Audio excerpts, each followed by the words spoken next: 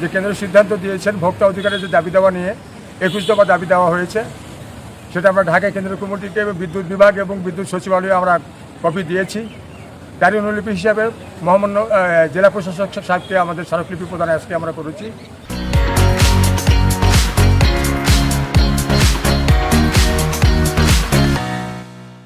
এখানে আমাদের consumer association ক্যাবের ব্যক্তিগত কারো কোনো চাওয়া পাওয়া নেই। ভোক্তাদের অধিকার নিশ্চিত করার জন্য এই কনজিউমার অ্যাসোসিয়েশন বাংলাদেশ ক্যাব সংগ্রাম চালিয়ে যাচ্ছে এবং আমার জয়পাট কমিটির যারা উপস্থিত হয়েছেন সকলকেই আমি উপস্থিত হওয়ার জন্য ধন্যবাদ জানাই এবং আগামীতে আমরা যেন ভোক্তার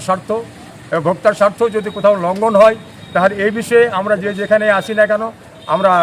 সরাসরি জেলা প্রশাসক সাহেবের সম্মুখে উপস্থিত করব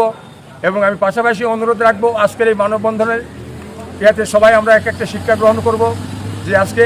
এই আমাদের দেশ আমরা যদি সকলেই সম্মিলিতভাবে যদি শ্রম দেই, সৎভাবে যদি চলি, তাহলে হয়তো আগামী দিনে আমাদের দেশ সামনের দিকে এগিয়ে যাবে, আমরাও ভালো থাকবো।